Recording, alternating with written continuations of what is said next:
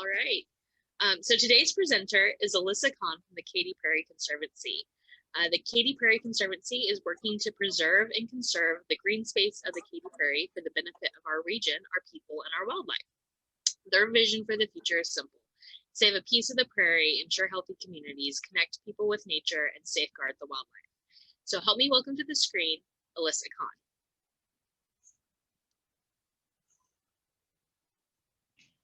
Hi, everyone. Let me share my screen with you.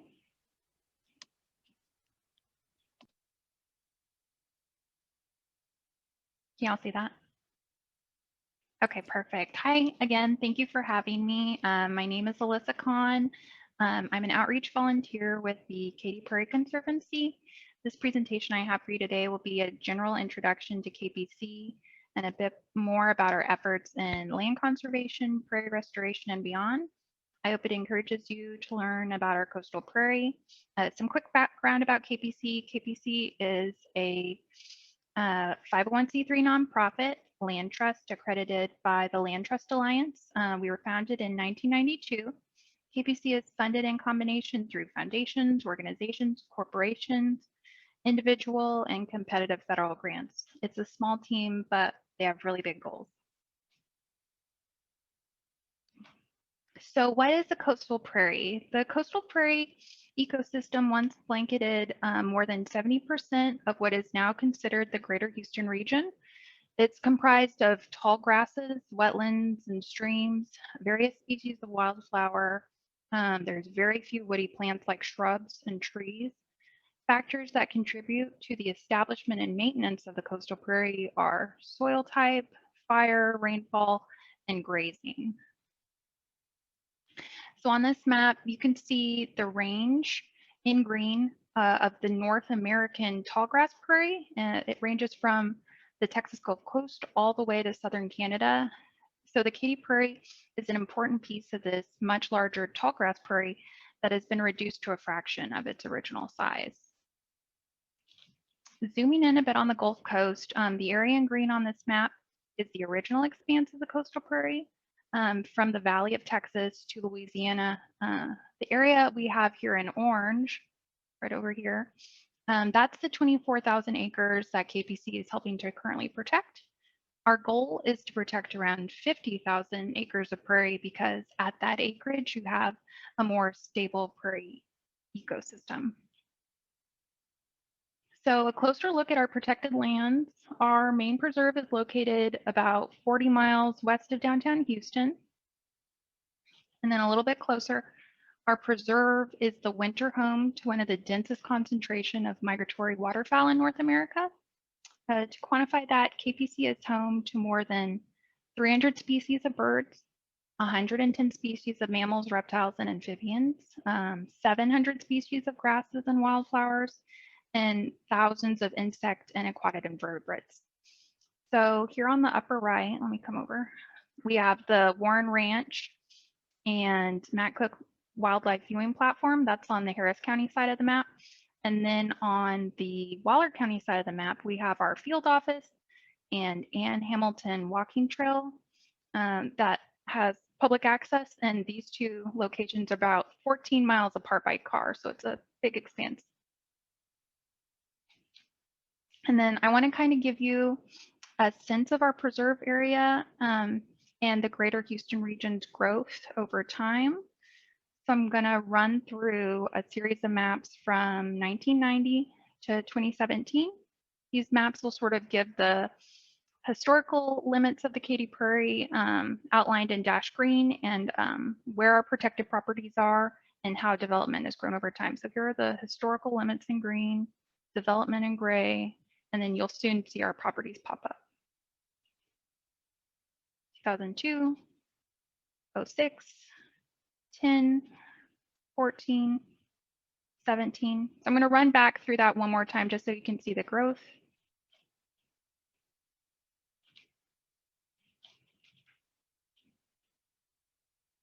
So just hopefully this gives you an idea of what land is left to protect.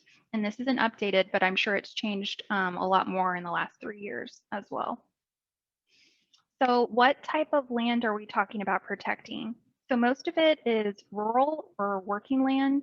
This land was historically coastal prairie that has since been converted to agricultural working land like farms or ranches. The Texas A&M Natural Resources Institute says that in the past 20 years, from 1997 to 2017, Texas has lost about 2.2 million acres of working or rural lands, and population has increased by 48%. So why rural lands?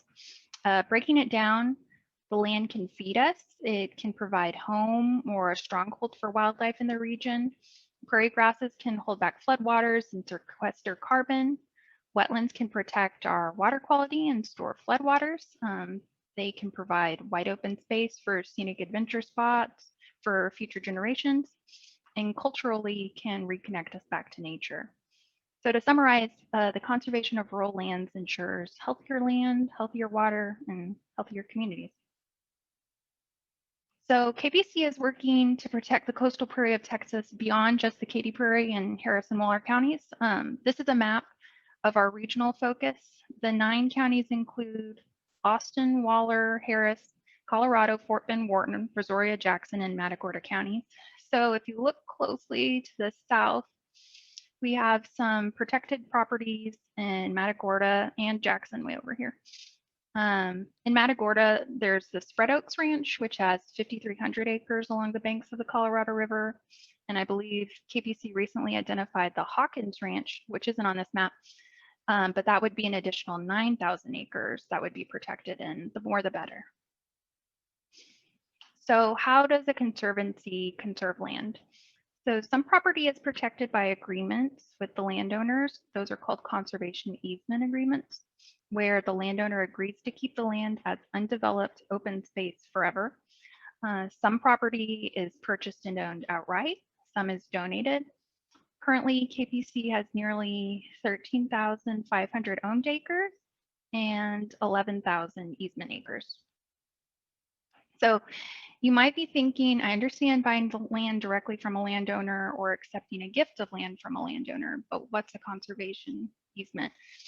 So to get into that a little more, a conservation easement is a voluntary legal agreement between a landowner and a qualified land trust like KPC to protect the conservation values of a property. A conservation value includes protection of a relatively natural habitat of fish, wildlife, plants, or similar ecosystems, and the preservation of open space, including farms, ranches, pasture land, or forests. After the agreement's entered, it's the land trust role, like KPC, to ensure that the values are preserved. So they'll visit once a year to monitor and see that the terms of the agreement are met. There's one common misconception that conservation easement agreements require public access, and they don't.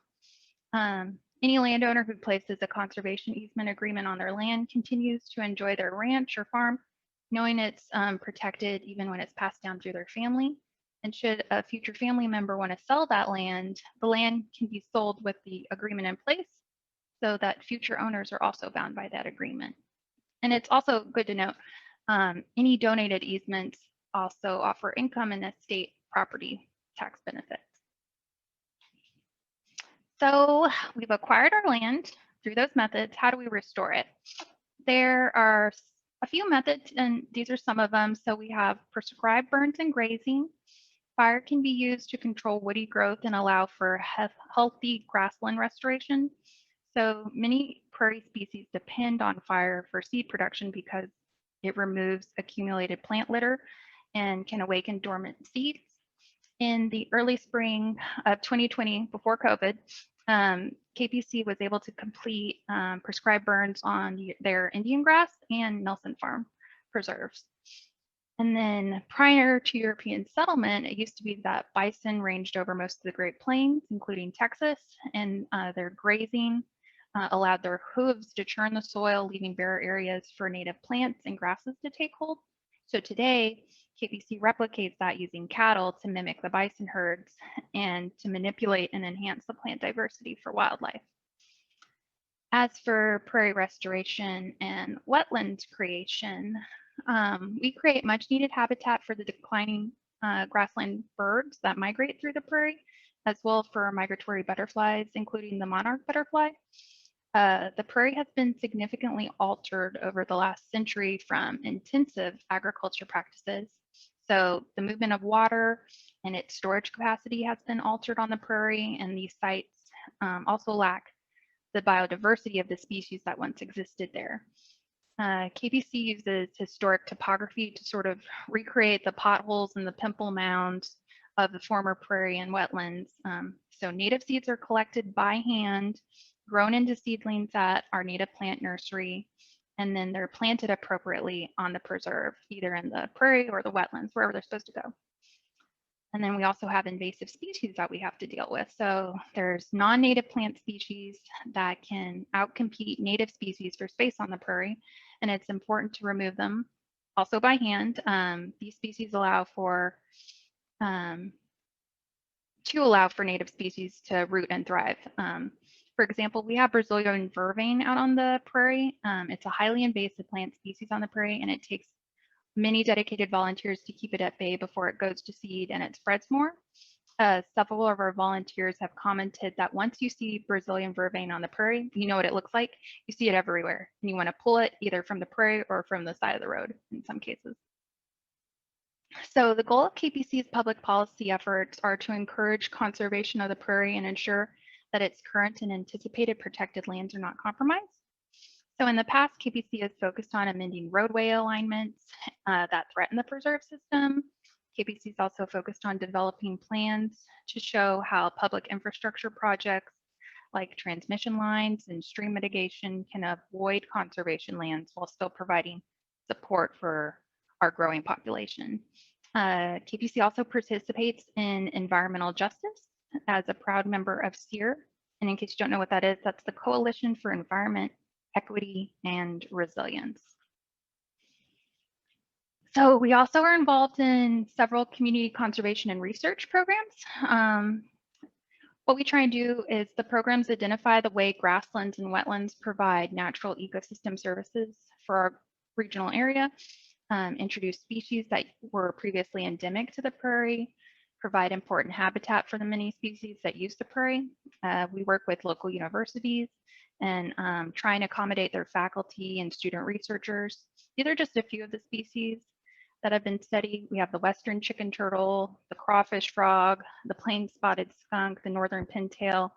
The western chicken turtle, for example, Texas A&M researchers are really interested in them because the Katy Prairie Preserve has one of the largest populations of this species. So what about flooding? Flooding's pretty topical. The headwaters of several major creeks and bayous originate on the Katy Prairie and drain to the bay waters of Matagorda Bay. This is a picture from the flooding that occurred in 2002, so up here, and then again in 2016. I don't have a picture from after Harvey, but after Harvey, similarly, the prairie was still holding water a week after Harvey. And in addition to creating habitat for wildlife, the prairie, wetlands, ranches, creeks, and other green spaces on the prairie slow water heading downstream towards Houston, providing time for these floodwaters to recede. So since 1992, the Houston metropolitan area has lost up to 70% of its wetlands, and the EPA estimates that 1 wetland acre can store between 1 and 1.5 million gallons of water. So to date, KPC has restored more than 4,000 acres of wetlands on its preserve, providing habitat for our migratory waterfowl, while also holding back these floodwaters. We're working with other organizations to protect these lands and on programs that will hopefully help alleviate downstream flooding, maybe through natural flooding infrastructure. And we really like to emphasize that these lands soak, store, and slow any water heading downstream. So how does the prairie do this? Our native plants' roots run really deep. It's kind of hard to read on this illustration, but the native prairie species roots in comparison to a traditional turf grass. So our traditional turf grass is way over here on the left and it has really shallow roots. And then we have all these native prairie species. And I just think it's amazing how deep these roots can penetrate our clay soil. Their root systems allow for improved water filtration, reduce water runoff, and they anchor the prairie soil, decreasing erosion. So we have a few native species in here. A big one is big bluestem, and that runs about 9 feet deep. We have switchgrass. I believe this is switchgrass in the middle, and that one runs about 10 to 14. So we have a photo of switchgrass over here in comparison to an average human person. And then we also have blazing star that runs really far at about 15 feet, and it's just a tiny little forb up here at the top. So originally the Katy Prairie, there was around 75,000 acres in rice production, and today there's only about 1,000 acres left. KPC aids local agriculture economy by leasing some of its land for agriculture use, and this is under the condition that it will benefit wildlife habitat. So we think it's mutually beneficial because it helps KPC maintain the land by partnering with these farmers. For example, rice farms can provide habitat to shorebirds and migratory waterfowl such as these snow geese. And we touched on a little bit earlier, but KPC sustainably grazes over 11,000 acres of its preserve system. And the Warren Ranch pictured here that we saw on the earlier map is about 6,000 acres and employs local cowboys. So we think that exposure to nature is really critical. Through education and outreach, we've worked on bringing the prairie to people and people to the prairie. The Prairie Builder School and Parks program, for example, was created to embed a little bit of nature in the middle of the city. These pocket prairies serve as bridges for learning about science, conservation, history, culture, economics, and most importantly, global environmental stewardship. The program so far has helped create around 27 pocket prairies, and over 10,000 students have participated. There's even a pocket prairie in the middle of the Houston Medical Center. It's about 1.7 acres at the MD Anderson Cancer Center at the corner of Fannin and Holcomb, if you've seen it. It's right there. There's a lot to see also on our YouTube channel. We have informational videos and tours. In the past, we had in-person tours, and we worked with the Texas Master Naturalist chapters, like the Gulf Coast chapter, and birding groups. That's changed a little bit because of COVID. And we host unplugged adventures. Now they're virtual. Most recently, those talks included talks on Texas prairie grasses and foraging of the Katy Prairie, if you're interested in local foraging. So you can also bring the prairie to your home. We collaborated with other organizations to create the 9 Natives program and guide, which helps promote the value of native plants and pollinators to the prairie ecosystem. By bringing a little bit of nature to the city, individuals and families can help support pollinators and learn about the historic coastal prairie. There's a lot of great reasons, in my opinion, to incorporate native plants into your yard. They're hardy and can survive local weather extremes. Once they're established, native plants require little to no water, so no irrigation or fertilization is needed. They're resistant to many pests and diseases. Native plants can provide year-round color and beauty. They can provide food and homes for birds, bees, and butterflies. There's also a 9 native showcase garden that was created at the Houston Museum of Natural Science. It's just outside the Cockrell Butterfly Center. It's the showcase garden, so you can see in person how these 9 natives are a fantastic example of what you should be using in your garden. So here I have pictured, we have Indian blanket, we have lemon bee balm, we have little bluestem, and we have black-eyed Susan, but there's also a few others. There's the Texas bluebonnet, we have scarlet sage, prairie spiderwort, rattlesnake master, and Gulf moly. And one of the reasons for me that I wanted to become a volunteer at KPC was so I can learn more about native plants and how to grow and use them at home. Also, in 2012, the Katy Prairie was designated as a global important bird area by National Audubon, one of only, I believe it's 20 sites in Texas. So That was due large in part to the incredible habitat that's available to upland species that are in decline on the prairie. These lands are in the middle of the Central Flyway and boast more than 300 resident and migratory bird species. So it's a really great place for birders, especially when the sandhill cranes come in to roost. We have a birding checklist online if you're interested in birds. And here I have pictured, we have a blue-winged teal. This is one of the sandhill cranes. Bald eagle, we've seen multiple bald eagles out at Warren Lake. And then eastern meadowlark, American robin, and the near threatened bobwhite quail is pictured here. So these are some of the ways you could volunteer with us pre-COVID, but now for your safety, if you're interested, you could help by planning your own pocket prairie at home using the 9 Natives Guide, growing plants for the prairie at home via the Great Grow Out program, which is where we provide seeds to you so you can plant them at home. And then you can keep some plants and then you take other plants out to the prairie to be planted. And then also attending socially distanced seed collecting trips. These are scheduled throughout the year, but they're mostly in the fall when things come to seed. And if you're interested in that, I can provide the email for our contact at the end for that. It's a lot of fun. So our long-term goals and vision for the future. We're hoping to protect between 30,000 and 50,000 acres of the Katy Prairie, provide access and programming to allow the public to enjoy the Katy Prairie, manage protected lands and preserve and enhance natural resources, restore and improve habitat for native species, conduct and facilitate more research, and collaborate with more organizations to help us meet some of these objectives. Oh, and if you want to know what Rattlesnake Master looks like, it's this funny little guy right here. That's Rattlesnake Master. So public access forever, connecting people with nature. These are models for the new field office we're hoping to build someday out on the Indian Grass Preserve. And then ways you can join us. So you can walk the Ann Hamilton Trail or visit our Matt Cook Memorial Wildlife Viewing Platform that's pictured here. And there's Warren Lake in the background.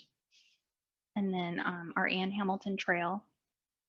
You can join us online for virtual unplugged adventures or check out our YouTube. They're really trying to work on adding more tours and informational videos there since a lot of people can't come to the prairie because of COVID.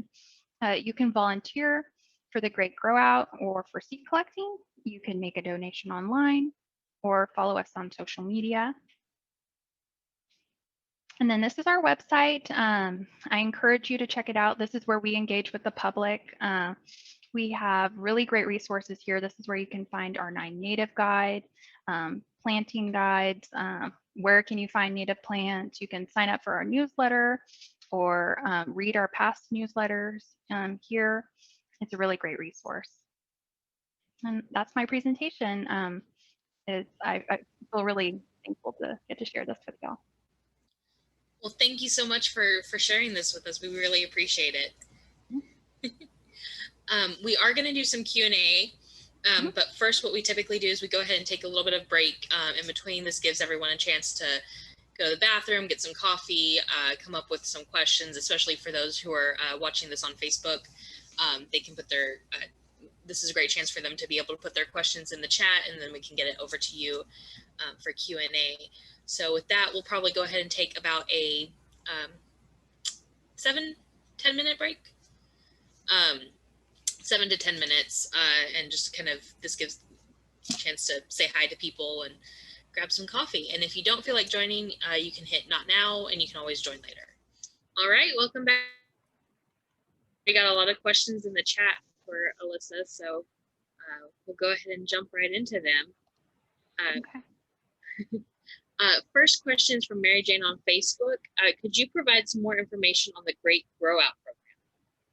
Sure, the Great Grow Out program. So what we do, all those seed collecting trips I was talking to you about, those seeds are taken at the beginning of the year around January. We clean the seeds and the seeds, after they're cleaned, are dispersed into little seed packets. And once those seed packets are ready and labeled, the Great Grow Out, what we do is we record what seeds you're interested in planting at home. So we write it down, and then you take those seeds and you try and grow prairie plants at home. So say I take a black-eyed Susan seed, I'll plant it in a tiny little seedling tray, and then I'll grow maybe 18 seedlings.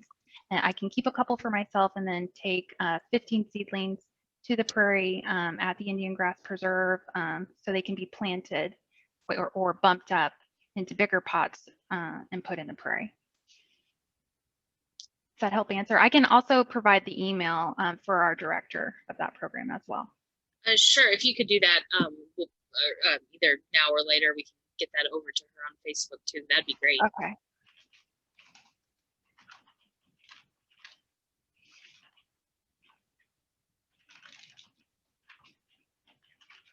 That should be it. Thank you so much. Awesome. All right, next question is from Susan. Could you define stream mitigation? So stream mitigation, we're talking about the flow or the natural flow of water over the prairie. So because a lot of rural land is now agricultural, it's been sort of flattened or it's been bermed with dikes or dams. And so what we're trying to do is take care of our streams that we have there so that when there is a flooding event, we can monitor carefully how much those streams are processing and putting downstream towards the greater Houston region as they head to Matagorda Bay. One of the things I believe we've done recently in this year is I think we've put in a research project for a stream monitoring device to sort of help us get hard data on those streams. There's like a really big stream that actually runs through Warren Ranch that we have monitoring trips out to, so we can observe the biodiversity that runs along the stream, make sure that it's still pristine prairie and there's no woody shrubs or trees that are taking over. So that was a really brief introduction, but there's a lot involved in stream mitigation. Susan has, I'll go ahead and unmute Susan to follow up on that. Do you have to rediscover the original flow of a stream? You have to find out where it used to be? So there's actually historical photographs. So like on Google Maps, I think you can go back to like the 1940s and kind of get an idea of where our chunk of Houston, not where, but what it looked like back then. So you can kind of see the dips and dents of the prairie pimple mounds and where the water was being sunk. And so where we have our little wetland areas, and then we can try and mimic that, and also using topography to sort of remap the way the water used to be. And I mean, it's always going to change. That's the way the earth is, but we're doing our best sort of to replicate that so that it's beneficial to the biodiversity of the prairie.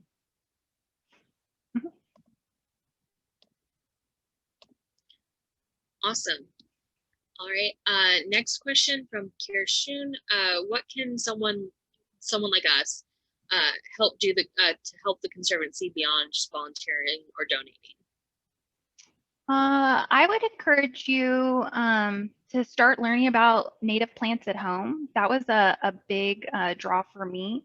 Was I wanted to, I knew I didn't want non-native species or not a lot of non-native species at home. I wanted to figure out, okay, what can I plant that will be beneficial to the pollinators, because I know they're struggling out there. How can I help them?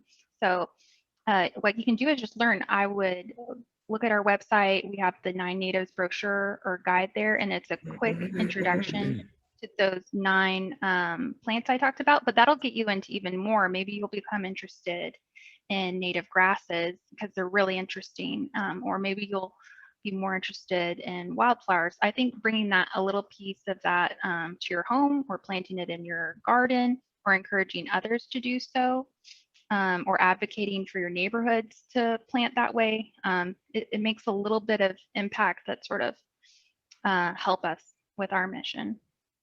Alexis, Kershon was in the breakout room with Alyssa and had a chance to ask most of his questions. Yeah.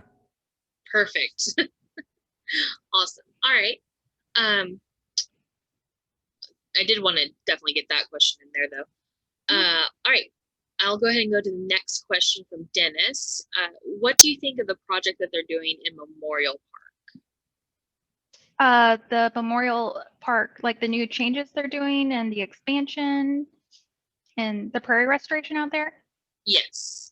Oh, it's great. I mean, there's a lot of organizations around Houston that are starting to focus on prairie restoration. I know the Houston Arboretum is taking steps, and they have their meadows and prairies. I know Memorial Park is doing really great work. I know they grow plants in their greenhouse, and they've let us grow plants in their greenhouse when our greenhouse was under construction.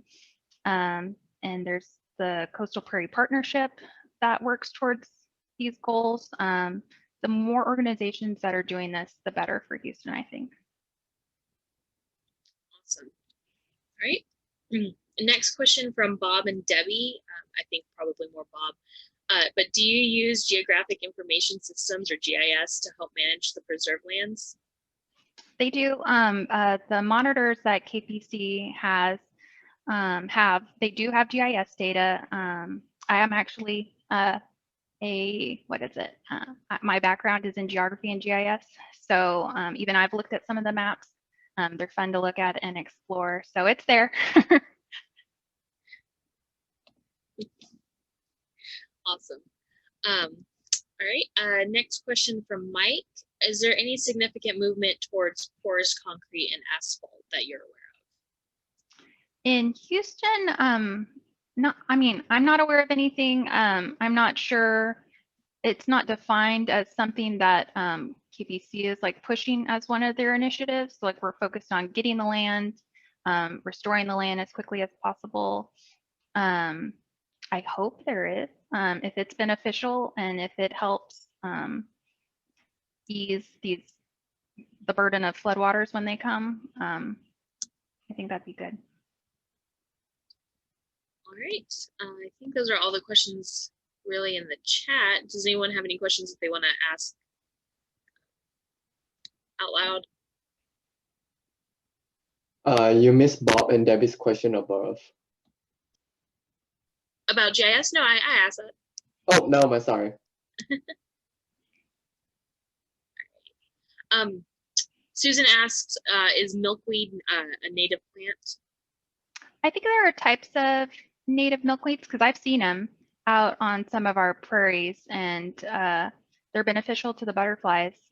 So if you can find a native version, they're good to have. But if you can't find a native version, I know some nurseries don't have Texas native milkweeds. They still might be beneficial to pollinators despite that. So worth considering. Richard, you have a question. Go ahead and mute yourself. So, Alyssa, I was in the breakout session with you, and I asked a question about whether you were optimistic about the progress that the Conservancy is making. And I wasn't referring so much to your relationship with the Conservancy. Rather, in general, do you think the Conservancy is making progress in terms of things like overall funding? Does the mission look like it's succeeding? That's what I meant by, are you optimistic about how the Conservancy is doing? Or does it seem hopeless, or does it seem pretty optimistic, you know? Oh, I see. I still think it's pretty hopeful. I think the funding is doing well. I mean, I'm not going to discourage more. I mean, we are looking towards expanding to the south. That's a really big opportunity, is to expand southwards, even as things seem a little scary when you expand westward. Like, where's the land? Well, I think our ability to look towards these other counties and say, hey, there's the opportunity for the procurement and protection of these pristine prairies, I think it's hopeful seeing those and seeing them as opportunities. Like the Hawkins Ranch, like I mentioned, that's 9,000 acres we could potentially protect, which would be really great. Okay, thanks. Does anyone else have another question? I sort of have. I'll let Dennis go first. Go ahead, Dennis. I might need to unmute yourself.